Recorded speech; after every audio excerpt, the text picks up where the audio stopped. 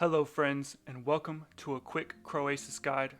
We're going to get into what you need to bring for those of you who are new to the boss, and for those of you who know the boss pretty well, we're going to go over all the points that you get and how you can maximize your score. Starting off, there's no level requirements that I could find on the wiki, but it is recommended to have 80 stats in all the gathering skills, woodcutting, fishing, mining, and hunter, as well as construction. Now, instead of draining your HP, Croesus will instead drain your stats, and if any of your stats get to 0, you will be booted out of the instance, but this will not cause you to die and go to death's office. This is a death-free boss. Make sure you check out the timestamps below, and while you're at it, subscribe to the channel if you're not subscribed yet. Make sure you give this video a like if you enjoy it, and feel free to comment down below with any questions or concerns that you have. Without further ado, let's get into it. Starting off with your main armor pieces, you're going to want to bring the skilling outfit that you have been assigned to.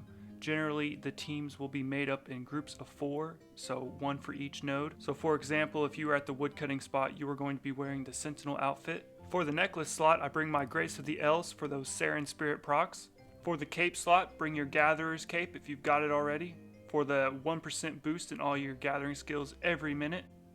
For the ring slot, you have a couple of choices. The Ring of Whispers will give you some invisible boost, while the Pontifex Shadow Ring will reduce your stat drains, also allowing you to have access to tier 4 troves. This effect can be passive if you have it overcharged. And also the Luck of the Drawers will give you better loot, but also you don't need this if you have the relic active.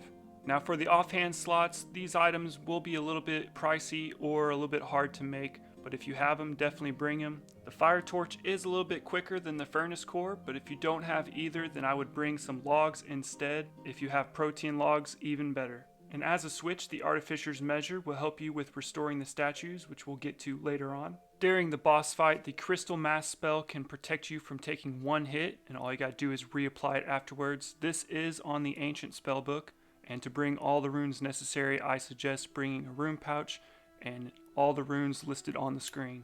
Now finally, for the tools, it's pretty simple. Bring your best in-slot item. For woodcutting, it's the Crystal Axe. For mining, it's the Pickaxe of Earth and Song. For fishing, it's the Fishing Rod-o-matic. Unfortunately, the Crystal Fishing Rod does not work. And for hunting, the Magic Butterfly Net is your best bet.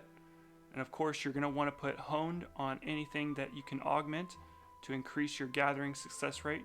And lastly, bring some super restores so that you can restore your stats during the fight. Some other useful items are Tagus Warhammer, which can help you out when you're mining, and also the Perfect Plus Potion can also help you out with fishing and with woodcutting.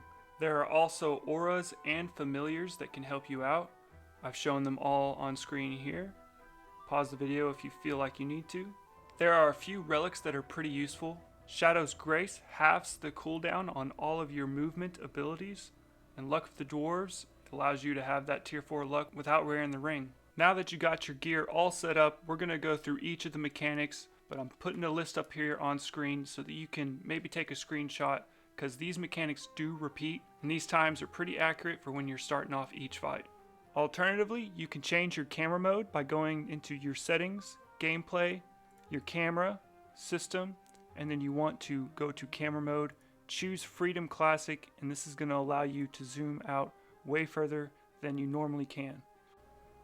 The first mechanic that you're going to encounter is the clouds, and specifically the red cloud, and the goal is to either watch for when Croesus attacks or look at the boss timer and make sure you move before she does her attack. If not, you'll be hit with a cloud, and you'll have to gather from another area or else your stats will start getting drained. After both the red and the green smoke, you will see a fairy ring appear at your feet. If you stay in this too long, it will teleport you randomly across the map. The goal is simply to walk at least 1 tile away until it disappears. After each fairy ring, Croesus will throw an orange blob at you. You need to make sure that you have the crystal mask on. If you don't, this will hit you and rot one of your resources. After both the yellow and the blue smoke, Croesus will throw another attack at you. This one, let's call it a coconut. If it hits you in the head, it's going to stun you. And to prevent this, you can use Anticipate. But if it catches you unawares, you can always use Freedom and get yourself out of it. After each coconut attack, Croesus will try to stun you in place by spawning sticky fungus at your feet. However, this only happens to about half the team, but it's always important to make sure that you burn it away as soon as you can, with either the fire torch, the earthen core, or logs of any kind. The last mechanic and the most important mechanic happens after the blue smoke and the second coconut. The energy fungus will appear at Croesus' base, and you need to take this down. If not, you will most likely fail the instance, and you also get most of your points from this spot, but we'll get to that later. There are 4 quadrants within the instance: Araxi at woodcutting, the giant mole at mining, the Crassian Leviathan for fishing, and the Dagonoth King for hunter.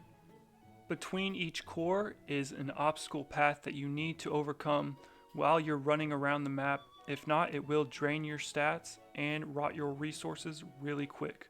The 2 on the sides are agility obstacles, and the idea is to follow the sparkling path. Going over an obstacle that is not sparkling will cause your resources to rot and stats to drain. The other 2 are a sort of mushroom minefield that you need to zigzag your way across, or alternatively, you can stand at the bottom steps and use a bladed dive surge combo to get you to the other side. In order to kill Croesus, you need to gather from inside its base, but to open that up, you first have to repair a statue with corresponding materials and then pray at such statue. You will do increased damage to the boss with each main node that is depleted. To restore each statue, it will require 15 resources from the 2 quadrants in a clockwise direction. Hopefully this will make more sense as we delve into a kill and go through the roles and what you need to do to get each kill done. Starting off, your number 1 job is to avoid mechanics, because Croesus has an enrage bar, and if this reaches 100, it will cause the instance to fail. First, you'll gather 16 resources from your respective node. Focusing on the enriched particles will cleanse the node faster. When you have 16, you want to deposit in the box that's next to the statue at the bottom of the stairs.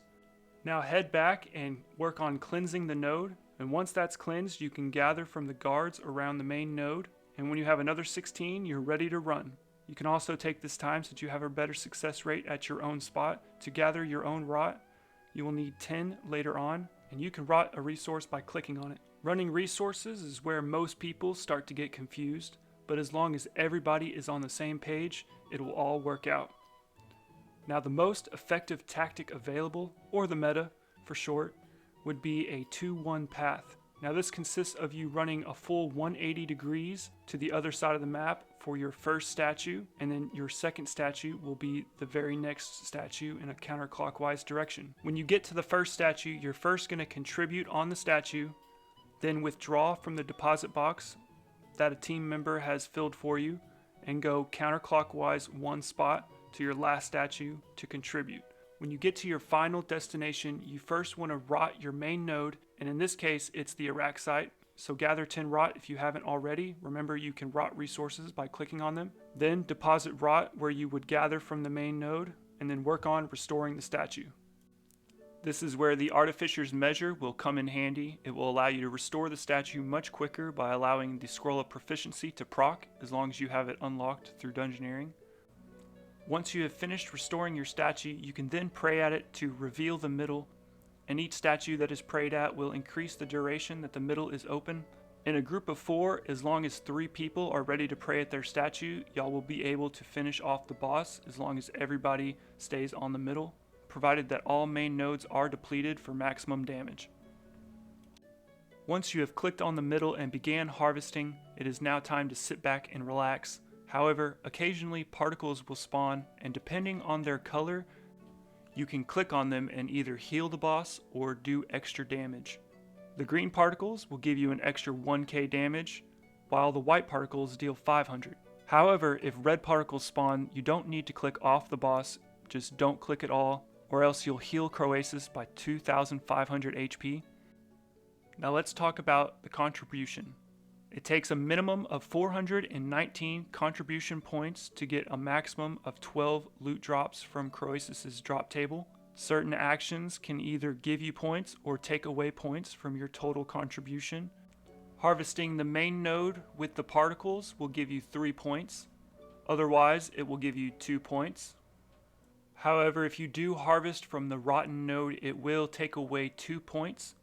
If you get a chance to burn a team member's sticky fungus, you can get 10 extra points. When you contribute to statues, you get 2 points per resource. When restoring the statues, you get 1 point every XP drop. This has a max of 75 per statue. When removing the energy fungus, you will get 5 points per tick, and this is going to be where you get most of your points during the boss fight. After that, damaging Croesus core will give you another 2 points per tick. Clicking on green particles will give you an extra 2 points. Clicking on the white ones will give you 1 point. Clicking on any red particles will take away 2 points.